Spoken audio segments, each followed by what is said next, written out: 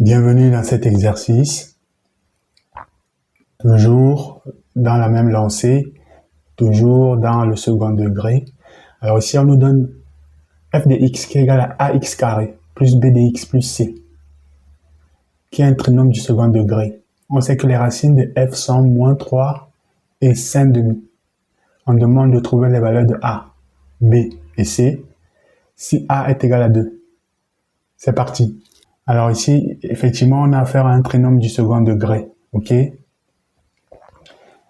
Ici, on nous donne f de x, ok, qui est égal à ax carré plus b de x plus c. Ok? Et on nous dit que a égale à 2. Donc, ça fait donc 2x carré plus b de x plus c. Ok? Donc, on cherche b et c. Ok? Alors ici, quand on a affaire à ce type d'exercice, il faut penser à la forme factorisée. Ok? Parfois, la forme canonique nous est utile, parfois c'est la forme factorisée. Donc c'est pour ça que vous voyez, c'est important qu'on ait travaillé précédemment la forme canonique, c'était pas par hasard. Et la factorisation également, on l'a travaillé, c'était pas par hasard. Ok? C'est parce que dans la résolution des exercices, parfois on a besoin de transformer l'écriture développée en forme canonique ou parfois en forme factorisée. Ok? Ici, c'est la forme canonique qui nous sera utile. Ok? La forme factorisée, donc forme factorisée. Forme factorisée. Ok? On sait que la forme factorisée, c'est a x moins x1 facteur de x moins x2. Ok? C'est qui x1? On nous a dit ici que les racines sont moins 3. Ok? Et 5 demi. x1 et x2 étant les racines, ça veut donc dire que x1, c'est moins 3. Donc, moins fois moins, ça fait plus 3 ici. Facteur de x plus moins 5 demi. Ok?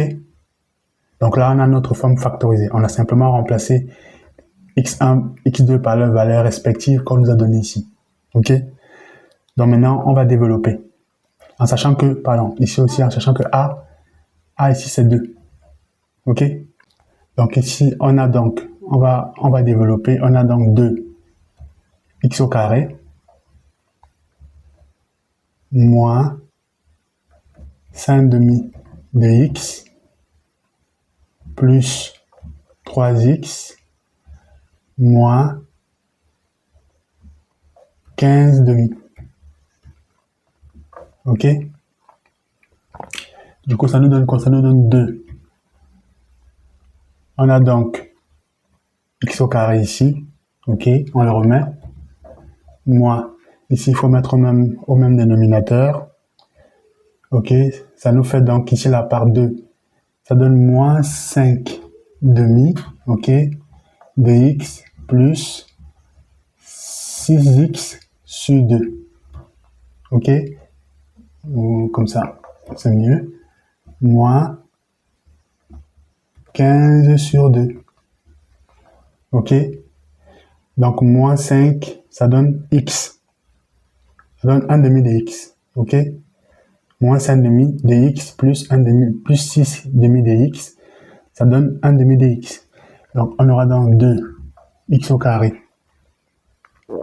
plus 1 demi de x moins 15 sur 2. Ok? Maintenant, on va distribuer le 2. Ok? Ça fait 2x carré.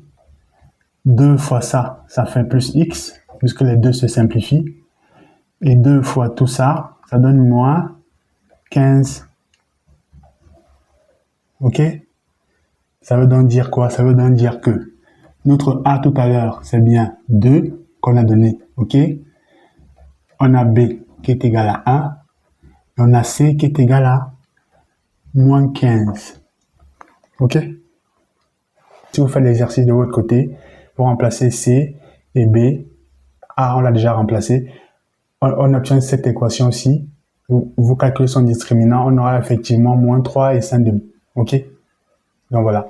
Il n'y avait pas de difficulté particulière ici, simplement, il fallait avoir la présence d'esprit de se dire qu'on nous a donné les racines x1, x2 et de penser à la forme factorisée, OK, et remplacer les valeurs de x1, x2 par leurs valeurs numériques respectives.